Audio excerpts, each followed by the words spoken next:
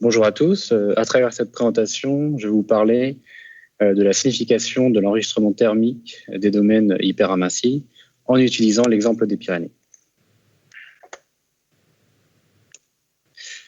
L'ensemble des données abordées dans cette présentation a fait l'objet d'une publication soumise dans la revue spéciale Eurogène du BHGF. L'ensemble des problématiques associées à l'architecture et à la structure des marges sont globalement bien contraintes et, à l'échelle du globe. Cependant, tout ce qui concerne la thermicité des marges passives est beaucoup moins bien contrainte. Finalement, parce qu'on n'a pas un accès direct à l'histoire thermique des bassins localisés dans les parties distales de ces marges. Aujourd'hui, le seul moyen d'accéder à la thermicité des marges, c'est au niveau des points hauts, donc pour des raisons économiques et techniques. Donc finalement, la solution pour étudier l'enregistrement thermique d'un système de rift, c'est d'utiliser les analogues fossiles. C'est pourquoi nous avons utilisé l'exemple de la chaîne des Pyrénées, car finalement son architecture résulte de l'inversion de bassins hyperamincis, et lors de la phase de rifting et d'extension, l'hyperextension est allée jusqu'à l'exhumation de manteaux. Donc, si je reviens un peu là sur l'histoire de la thermicité, finalement, cette zone que l'on appelle la zone interne métamorphique est une bande qui est environ large de 500 mètres jusqu'à 10 km et est localisée dans la partie sud de la zone nord-pyrénéenne. Voilà, avec des températures qui dépassent les 600 degrés et qui affectent généralement les roches mésozoïques. Et donc, cet événement a lieu finalement à la fin du post-rift, enfin à la fin de la phase de rifting, pardon. La première étude exhaustive de température qui a été effectuée avec la thermométrie Raman, donc qui mesure le pic de température, a été effectuée par Claire et collaborateurs en 2015. Et la conclusion majeure de leur étude, c'était qu'il existait un gradient de température avec une diminution des températures de l'est vers l'ouest. Et tout ça associé avec des processus d'amincissement différents, du ductile jusqu'au fragile. Mais finalement, il y a quand même deux paradoxes majeurs avec cette étude. C'est que finalement, ces roches atteignent des températures au-delà des 550 degrés et on ne retrouve jamais associé donc, des migmatites ou des granulites à ces roches. Et si l'on regarde dans la partie ouest, lorsqu'on passe les massifs basques bien décrits par Gian Reto, on retrouve des températures qui sont globalement plus élevées que la partie ouest des Pyrénées. Donc finalement, comment on peut expliquer donc cette structure thermique?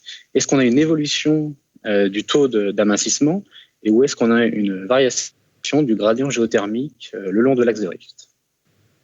Donc pour essayer de répondre à cette question, on a complété donc les données de thermométrie de Claire avec la thermométrie Raman, mais donc qui va de 200 degrés jusqu'à 640 degrés.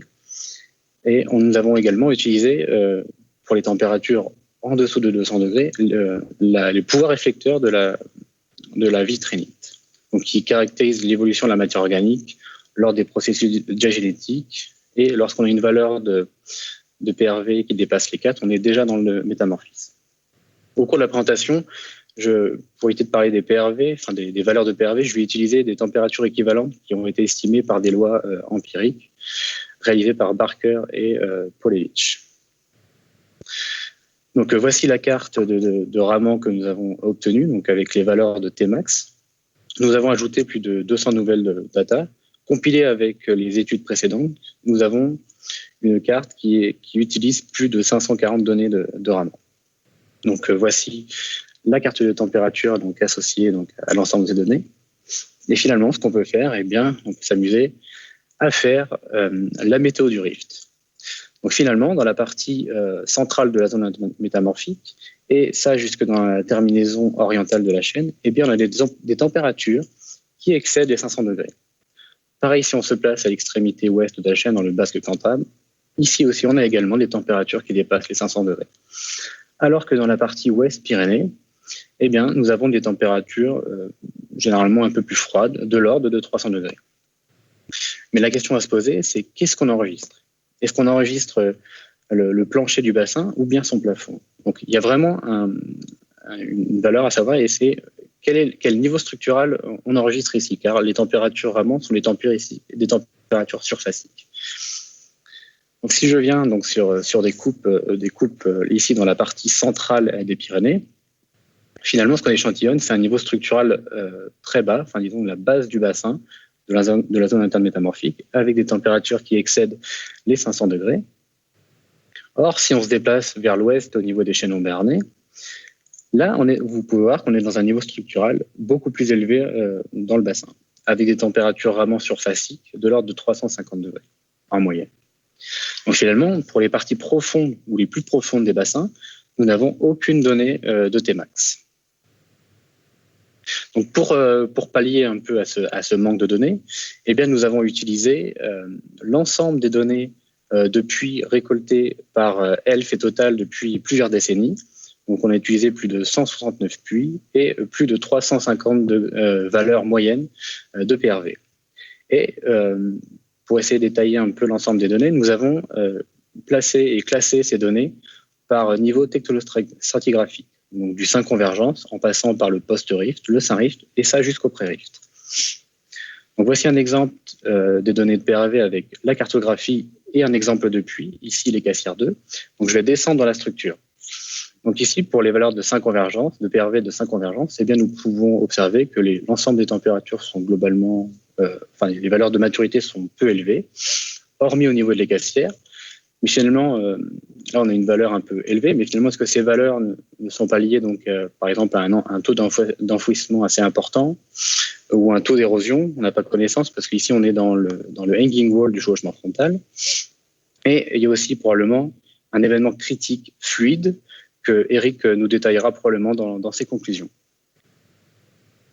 Si on descend dans la structure, ici, nous sommes dans les sédiments post-rift et vous voyez que l'évolution des PRV n'est pas très importante. Donc, si on continue à descendre dans la structure, donc là on est dans le niveau structurel, donc on rentre dans le Saint-Rift et on peut voir que dans la partie supérieure du Saint-Rift, on a un break de maturité avec ensuite une évolution très rapide des valeurs. On va descendre de 260 degrés équivalent jusqu'à des températures de l'ordre de 365 degrés. Et là, donc, on arrive dans le pré-rift et quand on est dans le pré-rift, on n'est pas encore à la base du bassin. Et on a des PRV donc de l'ordre de environ 6, donc ce qui fait des températures équivalentes à 370 degrés. Et si on regarde la carte des PRV, on peut très bien voir que l'ensemble des PRV dépasse les cadres. Donc ce qui correspond déjà, on est déjà dans le métamorphisme, dans la fenêtre du métamorphisme. Donc si je reviens maintenant sur ces coupes avec les informations des puits qu'on a obtenues, eh bien on a des informations en profondeur avec les PRV, ici avec le puits d'Oloron. À la base du puits, on est environ à un PRV de 4, ce qui correspond à une valeur empirique de température équivalente à 350 degrés. Donc maintenant, on a donc un outil, une clé, pour pouvoir dessiner en profondeur nos isothermes. Et ce qu'on observe, eh bien, c'est qu'à la base des bassins, on a des températures qui dépassent les 500 degrés. Donc maintenant, si on revient sur la méthode de notre rift, en sachant sur quel niveau structural on a nos informations, donc là, si on se place à la base des bassins, donc au niveau structural le plus bas, eh bien, nous pouvons dire que l'ensemble du rift est chaud avec des températures qui dépassent les 500 degrés. Maintenant, si on zoome sur deux bassins, donc le bassin Basque-Cantabre dans la partie ouest et le bassin de Tarascon dans les Pyrénées centrales, eh bien, on a une information déjà plus précise et importante, c'est qu'on a des gradients de température au sein même des bassins. Donc, ici, dans le Basque-Cantabre, on a une diminution des températures du nord vers le sud, alors que dans la partie du bassin de Tarascon, on a une diminution des températures du sud vers le nord. Donc, si on regarde les derniers modèles numériques qui ont été faits par l'ESCOUTRE et collaborateurs en 2019, eh bien, ils ont essayé de modéliser une architecture de marge asymétrique. Et finalement, ce qu'ils ont observé, c'est que la thermicité associée à cette marge asymétrique était elle-même asymétrique. Donc, finalement, ça nous offre une grille de lecture supplémentaire pour finalement décider de la polarité du rift. Donc, avec ces informations de température, on peut estimer la polarité du rift.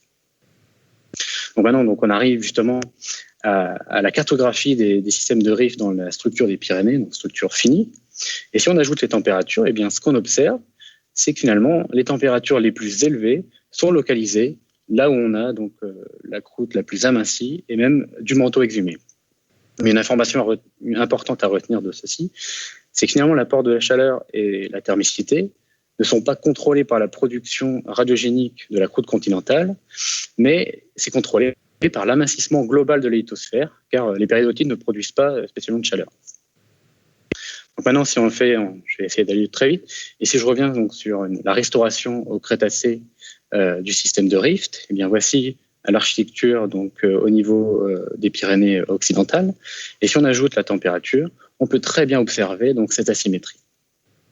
Donc pour conclure, donc si je reviens maintenant sur des processus un peu plus on va dire sédimentaires, on sait que l'exemple des Pyrénées est un N-member avec des températures qui sont très élevées dans les bassins, donc on enregistre des températures plus de 500 degrés.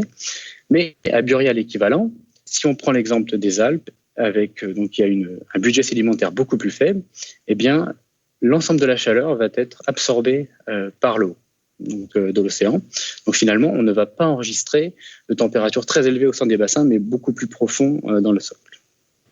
Donc si je reviens un peu sur la problématique de départ, eh bien cette information liée au budget sédimentaire est capitale, car si on se place sur un haut topo avec forcément très peu de sédiments ou seulement des sédiments post-rift, eh bien, cela va biaiser peut-être la connaissance de l'enregistrement thermique au sein d'une marge passive. Voilà, donc je vous laisse là-dessus. Merci beaucoup.